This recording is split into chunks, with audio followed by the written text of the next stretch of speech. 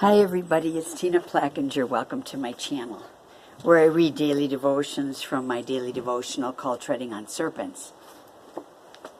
Yeah, I did the big shop today, so I just got home and I thought, well, somebody sent me a comment on my little trailer teaser that I have. It runs for like 30 seconds. It's a little, they call it a trailer teaser, or a teaser trailer teaser, I think. Anyways, the person said, "I miss you, Tina," and I kind of felt bad because I know I haven't been making that many videos, and I know some people really do rely on me reading the daily devotions for them. So anyways, yeah, you know, I've been on this cleanse, and I've been on the colloidal silver, which is an antifungal thing, for lack of words, a thing. Okay, and anyways, yeah, it had me break out with a cold sore, and of course, you know, that's part of chronic fatigue syndrome. Chronic fatigue syndrome is part of the herpes complex virus, you know, and I've had it for a long time. I actually had it well before I started to get gang stalked. You know, I mean, I had been retired from bodybuilding, you know, when I had gotten sick with the chronic fatigue syndrome / mono / herpes virus. Okay, it kind of was all in together. So I guess it's my ego. I just didn't want to make a video then. And I'm feeling better. Like I said, I got the big shop in today, and so that was really good. And I thought, well, you know what, just get outside. I know the lighting here makes me look older than I actually look. You know what I mean? I mean, I have wrinkles that I don't see in the mirror every day. It shows up here with this lighting.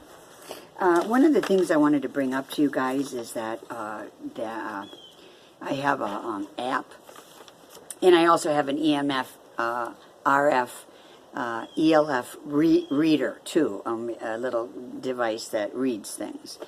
And this is what came up the other day here in front of my house, in the middle of nowhere. Okay, I have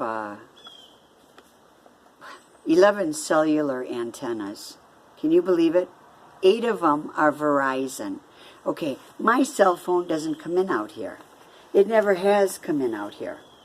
Okay, but and you know what's interesting is that, I know a couple of years ago when I was finishing up with the book, okay, I had explained that I had thought that the neighbors were all, had their own private Wi-Fi somehow where they could sit in their homes nearby and watch and listen to me interact with other perpetrators on their cell phone. I felt that. I talk about it in one of the readings, where there's like this antenna or tower or Wi-Fi hookup that they're all connected to. I was just surmising, you know, I felt it. It's not something that I like, you know, intellectualize. It's like I felt it. And I have proof now that I that was right, you know. That I live my life very quietly. Oh, sometimes I'll blast Stevie Ray Vaughan or, you know, the Allman Brothers or something. I'll go to town with that and, you know, do a couple sets of leg extensions or something. But, you know, I mean, I can cut loose too. But for the most part, I'm quiet. And I live very quietly. And I'm in tune with the Lord. I would imagine that I am. That's why I want to tell you that, you know, I was right. 11 cellular antennas came up, 8 of them Verizon, and it says that mostly they're neighbors. They'll say neighbors, source unknown, neighbors, source unknown, neighbors, like that. I have 2 AirTies Smart Mesh. All right, I looked it up. AirTies Smart Mesh.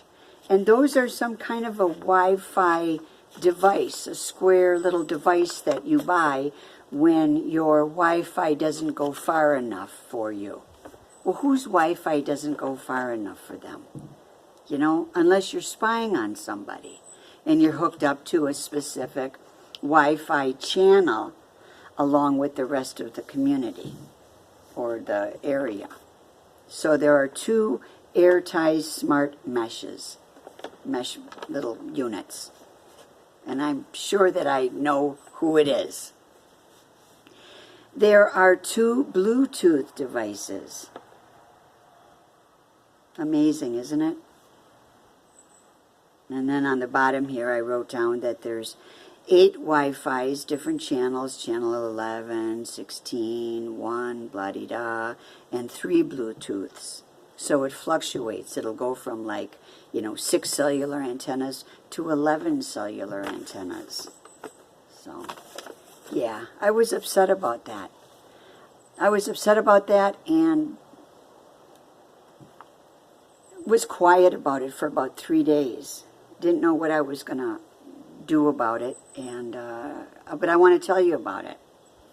So that's what's going on here. And of course there is radiation that comes from these things, but it's still on an average scale. So I don't know. Let's see here. Usually I have to upload at night in the middle of the morning. So this might come out February 5th, but I've been thinking about my pop lately, my dad, who was a real tough guy. He was a real tough guy. Yeah. Anyways, he said this, and I started with this. You must never give up. There is just so much they can do. Well, my dad got older, and absolutely, after this had started to happen to me, he didn't say much. So when he said this to me, I made sure that I was going to put that in the book, because my dad was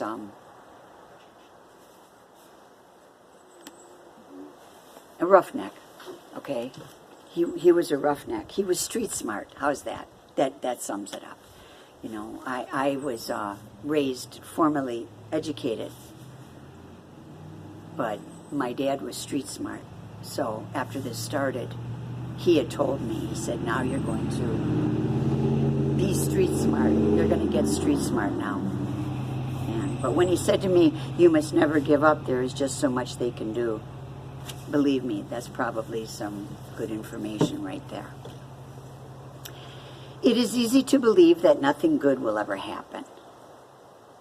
I wake up every morning now and I say, I decree and I declare that something good is going to happen to me. Something good is going to happen to me and through me. All right, I'll just read it. It is easy to believe that nothing good will ever happen while we are under illegal surveillance.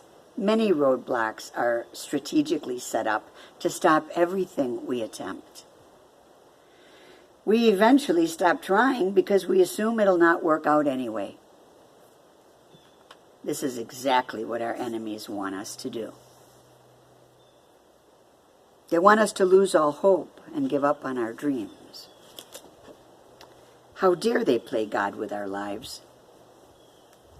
They are not God, and their ability to destroy us is limited.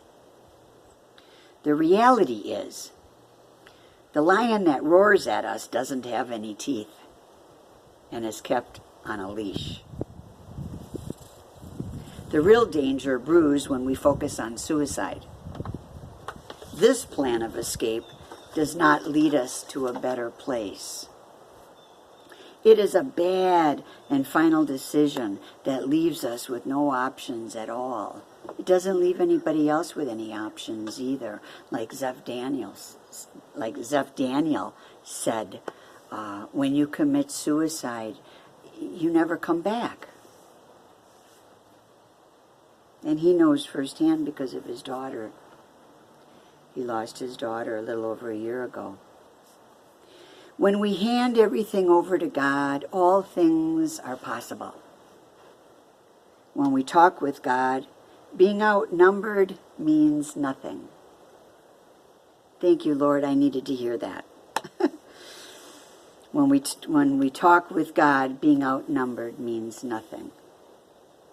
He knows all things and has all power. He may not stop what is going on, but he will walk us through it. Hopelessness is a ploy used on God's people by worlders, carnal people who are earth dwellers. They love being a part of the world's ways and the system, and they're not really interested in knowing God. When we are hopeless, we not only close the door for God to work in our lives, but death starts to become attractive to us. We must learn to outsmart our perpetrators by asking Jesus to walk with us and help us in everything we do.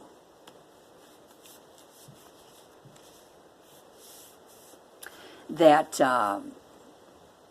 man, Arnold Murray, who is the dad on Shepherd's Chapel, somebody had told me that he had passed away. Thank you. I did not know that. But he says that we need to go to the Bible, which is God's letter to us. And we need to ask the Father, how do we do something? What is the best way to tackle this problem? How should I go about this, Father? Because we're his children, and he loves us, and he takes great pleasure in us coming to him and asking him what steps we should take.